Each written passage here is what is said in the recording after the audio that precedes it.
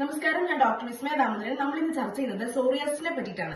Psoriasis എന്ന് പറയുന്നത് long term care ആവശ്യമുള്ള ഒരു അസുഖമാണ്. ഇത് മെഡിസിൻ കൊണ്ട് മാത്രം മാറ്റാൻ പറ്റില്ല. അതുകൊണ്ട് തന്നെ നമ്മളെ ഹാബിറ്റിലും കുറച്ച് മാറ്റങ്ങൾ വരുത്താനുണ്ട്.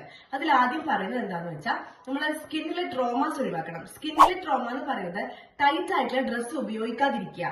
കാരണം എന്ന് വെച്ചാൽ ടൈറ്റ് ആയിട്ടുള്ള ഡ്രസ്സ് ഉപയോഗിക്കുന്ന സമയത്ത് നമുക്ക് ചെറുതായിട്ടൊരു നംനെസ്സോ അല്ലെങ്കിൽ ചെറിയൊരു ഇച്ചിങ്ങോ വരുമ്പോൾ തന്നെ നമ്മൾ ആ സ്കിന്ന് നമ്മളൊന്ന് ചൊറിയാനും ബ്ലീഡിംഗ് ഉണ്ടാവാനും ഈ സോറിയാസ് ആയിട്ട് ബന്ധപ്പെട്ട സിംറ്റങ്ങൾ കൂടാനുള്ള സാധ്യത വളരെയധികം കാരണമാവുന്നുണ്ട്. രണ്ടാമത് പറയുന്നത് എന്ന് വെച്ചാൽ നമ്മൾ ഇമോഷണലി സ്റ്റേബിൾ ആവാൻ ശ്രദ്ധിക്കണം. അതായത് ഇമോഷണലി സ്റ്റേബിൾ അല്ലെങ്കിൽ പെട്ടെന്ന് തന്നെ നമ്മൾ അൺബാലൻസ്ഡ് ആയി പോവുകയാണെങ്കിൽ നമ്മുടെ ശരീരത്തിൽ ഹോർമോൺ ഹിസ്റ്റമിൻ ഒക്കെ ഉത്പാദിപ്പിക്കുന്നത് കൂടാനും നമുക്ക് സ്കിൻ ഇറിറ്റേഷൻസ് കൂടാനും സാധ്യതയുണ്ട്. ഇനിയിപ്പോൾ നമുക്ക് അതിന് വേണമെങ്കിൽ ഒരു മെഡിറ്റേഷനോ യോഗയോ എടുക്കുന്നതുകൊണ്ട് യാതൊരു ബുദ്ധിമുട്ടുമില്ല. സ്ലീപ്പ്, അതായത് ഉറക്കം നന്നായി മെയിൻറ്റെയിൻ ചെയ്യാനും നമ്മൾ ശ്രദ്ധിക്കണം.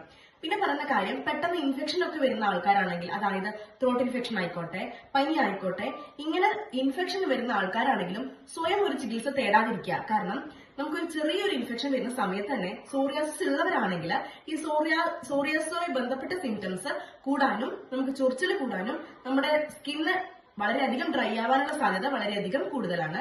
അതുകൊണ്ട് ചെറിയ ഇൻഫെക്ഷൻ വരുന്നവർ പോലും ഡോക്ടറെ അടുത്ത് പോയി മെഡിക്കേഷൻ എടുത്തിട്ട് മാറ്റേണ്ടത് അത്യാവശ്യമാണ്.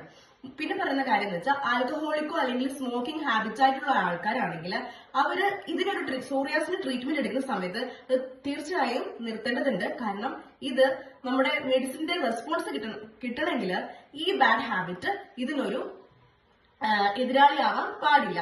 മറ്റൊരു കാര്യം എന്ന് പറയുന്നത്, നമ്മൾ മെഡിസിൻ എടുക്കുന്നതോടൊപ്പം തന്നെ നമ്മുടെ ശരീരം, അതായത് സോറിയാസിസ് ഉള്ളവരുടെ ശരീരം ഡ്രൈ ആയിരിക്കും. ഈ ഡ്രൈനെസ് ഉണ്ടാവാൻ പാടില്ല. അതുകൊണ്ട് തന്നെ വെള്ളം കുടിക്കുന്നതിന്റെ അളവ് കൂട്ടുക, വാട്ടർ ഇൻടേക്ക് കൂട്ടുക. അതുപോലെ തന്നെ സ്കിൻ എന്നും മോയ്സ്ചറൈസ്ഡ് ആവാനും പ്രത്യേകം ശ്രദ്ധിക്കണം. അതായത് അതിന് വേണ്ട കാര്യങ്ങൾ നമ്മൾ ഫ്രൂട്ട്സ് ആയിക്കോട്ടെ, എങ്ങനെയാണെന്ന് വെച്ചാൽ നമ്മുടെ ശരീരം നമ്മൾ എന്നും ഡ്രൈ ആവാണ്ടിരിക്കാനും ശ്രദ്ധിക്കണം. അപ്പൊ സോറിയാസിസ് ഉള്ളവര് മെഡിസിൻ മാത്രം കൊണ്ടല്ല ഇത് മാറ്റേണ്ടത്. ഇതൊരു ലോങ് ടേം കെയർ ആണെന്ന് എപ്പോഴും ഒന്ന് ഓർത്തിരിക്കേണ്ടത് ആവശ്യമാണ് കേട്ടോ. താങ്ക്